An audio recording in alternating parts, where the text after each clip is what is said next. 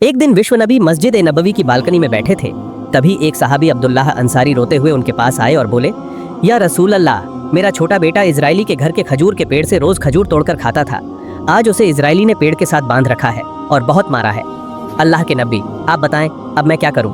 अब्दुल्लाह अंसारी की बात सुनकर विश्व नबी ने कहा, अब्दुल्लाह अंसारी, तुम अब घर चले जाओ। सुनने के बाद अब्दुल्लाह अंसारी घर चले गए। थोड़ी देर बाद नबी के साथी हजरत अब्बू बकर सिद्दीक रदियल्लाहु ताला अन्हु मस्जिद ए नबवी में आए और देखा कि विश्व नबी अपनी आंखों से आंसू बहाते हुए रो रहे हैं। अब्बू बकर सिद्दीक रदियल्लाहु ताला अन्हु ने नबी से कहा, या रसूल अल्लाह, आपकी आंखों में आंसू क्यों हैं? किसने आपको दर्द दिया है?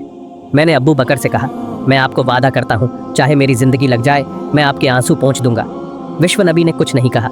कुछ देर बाद हजरत उमर रदियल्लाहु ताला अन्हु मस्जिद ए नबवी के बरामदे में आए और देखा कि प्यारे नबी रो रहे हैं।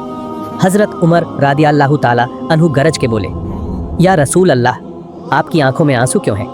आप क्यों रो रहे हैं? अल्लाह के नबी, मुझे बताइए, किसने आपको दुख पहुंचाया है? मैं उमर वादा करता हूं कि उसका सिर आपके सामने ले आऊंगा। लेकिन फिर भी नबी ने कोई जवाब नहीं दिया।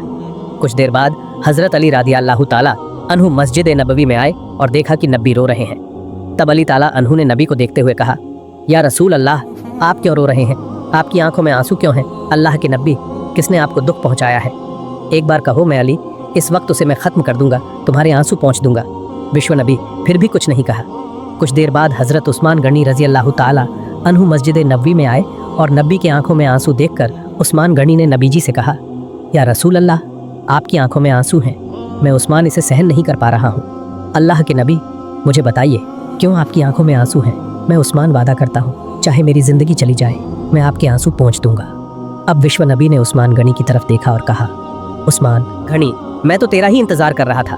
अरे उस्मान, मेरे गरीब साथी अब्दुल्लाह अंसारी कुछ समय पहले मुझसे रोते हुए कह रहा था कि उसका छोटा बेटा हर दिन यहूदी के घर के खजूर के पेड़ के नीचे खजूर तोड़कर खाता था।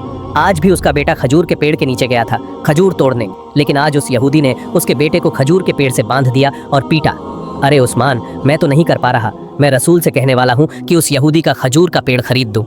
उस्मान गनी रदियल्लाहु ताला अन्हु विश्व नबी। मुंह से ऐसी बातें सुनने के बाद उस्मान गनी की दोनों आंखों से आंसू बहने लगे और वो बिना कुछ कहे सीधे यहूदी के घर की तरफ चल पड़े। कुछ देर बाद जब वो यहूदी के घर पहुंचे तो दरवाजे पर दस्तक देकर बोले, यहूदी, क्या तुम घर में हो? तब यहूदी ने अंदर से आवाज़ दी, कौन है जो मुझे बुला रहा है? उस्मान ने कहा, यहूदी, मैं विश्व नबी के सहाबी उस्मान गनी बोल रहा हूँ, थोड़ा बाहर आओ, तुम्हारे साथ एक ज़रूरी बात करनी है। फिर यहूदी ने दरवाज़ा खोला और बाहर आए। फिर उस्मान गनी रदियल्लाहु ताला अन्हु ने यहूदी की तरफ देखकर कहा, ए यहूदी, तुम्हारे पास एक खजूर का पेड़ है। खजूर का पेड़ मैंने उस्मान को बेचना है। बताओ यहूदी, तुम यह खजूर का पेड़ मेरे पास कितने पैसे में बेचोगे? तब यहूदी ने मन में सोचा, उस्मान इतना बड़ा अमीर है, मेरी एक खजूर का पेड़ खरीदने आया है, ज़रूर मुझे अच्छा दाम मिलेगा। फिर यहूदी ने उस्मान गनी की तरफ देखते हुए कहा, हे उस्मान, मैं अपना खजूर का पेड़ बेच सकता हूँ, लेकिन एक शर्त है। शर्त यह है कि मेरे इस पेड़ के बदले तुम्हारे घर के पास जो 100 पेड़ों वाला बाग है वह मुझे अपने नाम पर लिख कर देना होगा। तब उस्मान गनी ने यहूदी की तरफ देखा और कहा, यहूदी, मैंने रसूल की आंखों में आंसू देखे हैं। ये यहूदी आज रसूल के आंसू पोंछने के लिए, अगर मेरे पास उस्मानी 100 पेड़ों वाला बाग हो तो भी मैं उस्मान की सारी ज़िंदगी की संपत्ति मांगूंगा। मैं अल्लाह की कसम खाकर कहता हूँ कि रसूल के आंसू पोंछने के लिए मैं उस्मान की सारी संपत्ति आज ही तुझे दे दूंगा। फिर हज़रत उस्मान गनी रदियल्लाहु अन्हु ने 100 पेड़ों के बदले यहूदी से एक खजूर के पेड़ की डीड लेकर मस्जिद नबवी की तरफ चल पड़े। हज़रत उस्मान गनी रदियल्लाहु ताला अन्हु मस्जिद नबवी के बरामदे में आए और रसूल के हाथ में डीड थमाई। उन्हें दिखाते हुए बोले, या रसूल अल्लाह, मैंने आपके लिए यहूदी का वो खजूर का पेड़ खरीद लिया है, यह इसकी गवाही है। विश्व नबी ने तब गवाही को ऊंचा किया और उस्मान गनी की तरफ देखकर बोले, उस्मान गनी, मैं नबी हूँ, मैंने तुझसे कहा कि मैं तुझे लिए बिना जन्नत में प्रवेश नहीं करूँगा। सब्हान अल्लाह, सब्हान अल्लाह। इसी तरह एक और दिन का वाक़या है जब विश्व नबी सहाबियों की महफिल में खड़े होकर जंग के लिए फंड इकट्ठा कर रहे थे। तब नबी जी ने ऐलान किया, तुम में से कौन है जो अल्लाह के रास्ते में दान करेगा?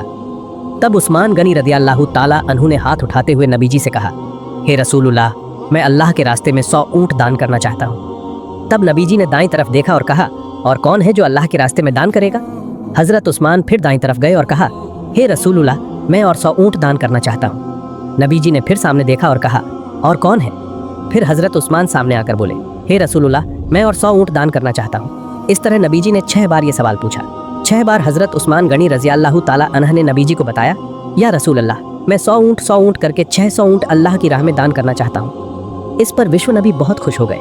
उस्मान गनी ने फिर से नबी जी से कहा, या रसूल अल्लाह, मैं 100 घोड़े भी अल्लाह की राह में दान करना चाहता हूँ। नबी जी और भी खुश हो गए। फिर हज़रत उस्मान गनी रज़ी अल्लाह ताला अन्हा ने नबी जी की तरफ देखते हुए कहा, ओ अल्लाह के नबी, मेरा दान अभी ख़त्म नहीं हुआ है, आप थोड़ा इंतज़ार करें, मैं घर से आ रहा हूँ। यह कहकर हज़रत उस्मान गनी रज़ी अल्लाह ताला अन्हा घर चले गए। उस्मानी गनी अपने घर आए और अपनी बीवी के सामने एक रुमाल बिछाते हुए बोले, बीवी, इस कमरे में जो भी सोने चांदी के गहने, सिक्के और पैसे हैं, सब इस रुमाल में रख दो। उस्मान गनी रज़ियल्लाहु ताला अन्हु बहुत अमीर और बड़े व्यापारी थे। उनकी बीवी ने उनसे कहा, क्या बात है, क्या तुमने कोई बड़ा व्यापारी पाया है जो तुम इतना कुछ निवेश कर रहे हो? तब उस्मान गनी रज़ियल्लाहु ताला अन्हु अपनी बीवी की तरफ देखकर बोले, हाँ बीवी, आज मैंने एक बड़े व्यापारी से मिला हूँ। आज मैं अर्श अजीम के मालिक के साथ निवेश करने जा रहा हूँ और आज मैं जन्नत के बदले में निवेश करूँगा। फिर हज़रत उस्मान गनी रज़ियल्लाहु ताला अन्हु सोने के आभूषणों का रुमाल लेकर विश्व नबी के दरबार में पहुँचे।